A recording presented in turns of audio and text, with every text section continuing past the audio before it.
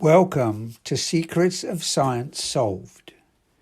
In this series, we will be offering new explanations for scientific mysteries.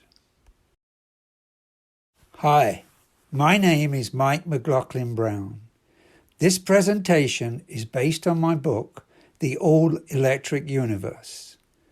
The book is free to read or download at the website. Although the theory is new, the physics is solidly based on the work of four of mankind's greatest scientists. Proposed that electromagnetism underlies the whole universe. This approach can be justified by the work of James Clerk Maxwell and Albert Einstein. Maxwell proved that photons are derived from freed electromagnetic fields. Einstein showed that matter has an equivalency with energy. Therefore, it is probable that everything in the universe derives from the same basic source. How can electromagnetism build the universe, yet be fully explained within the laws of physics? In earlier videos, we proposed that space-time is a dense, chaotic cloud of tiny, interacting quantum electromagnetic particles called QEMPs.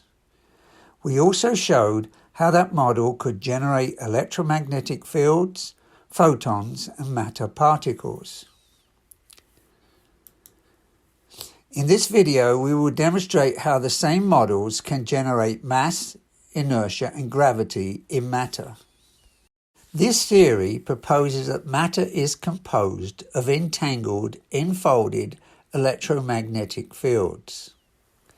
The fundamental matter particles have active electric charge both on their surfaces and internally. In the case of the proton and antiproton, the internal active electric charge is very much larger than the surface charge. The QEMPs of space-time are very small and can freely penetrate the structure of matter. The countless tiny collisions between the QEMPs and the total active electric charge produce force vectors that sum to zero in all directions, but produce inertial forces that hold the particles stationary with respect to space-time. This is shown in the following diagram. Inertia is the marker of mass.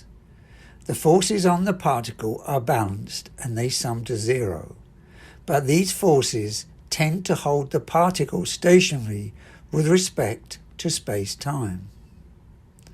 The forces are the integration of all the tiny collisions between the QEMPs of space-time and the total active electric charge of the particle. We have now explained inertia and mass. But how do we generate gravity from this basic model without adding additional properties? Given that any model for gravity has to meet the following criteria. It must follow an inverse square law with distance. It must produce all the effects of relativity. It must automatically produce rotation. It must explain gravitational lensing. The model must allow gravity waves. It should also explain decreasing density as black holes become more massive. It should explain axial jets on massive stellar objects. Only a subduction model for gravity can be shown to fulfill all the requirements. In this model, space-time flows into concentrations of mass. The total flow rate is proportional to the total mass. Gravity is an effect. A subduction model eliminates the need for fundamental forces or action at a distance. A subduction model meets the inverse square law ratio with distance as the surface area of a sphere is proportional to its radius squared.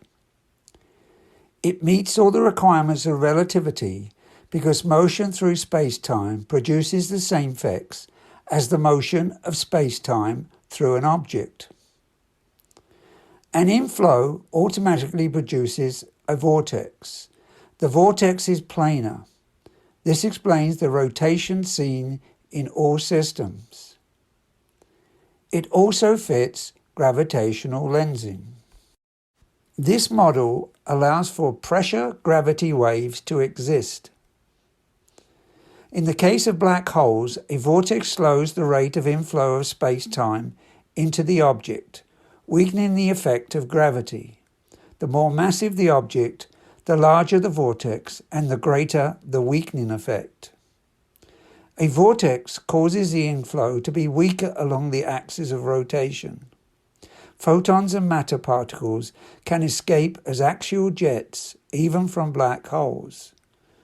Thus, a subduction model for gravity meets all the requirements.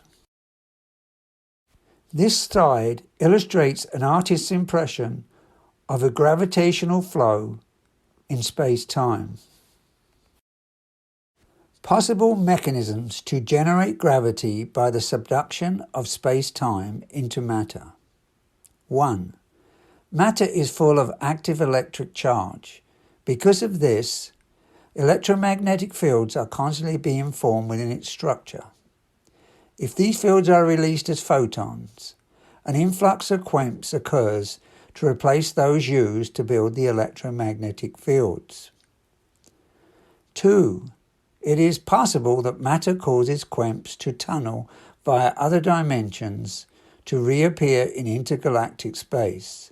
This would cause an influx of QEMPs from space-time. We now have a model of gravity that fits all the requirements. Thank you for watching, and don't forget to check out the book, which is free to read or download at the website.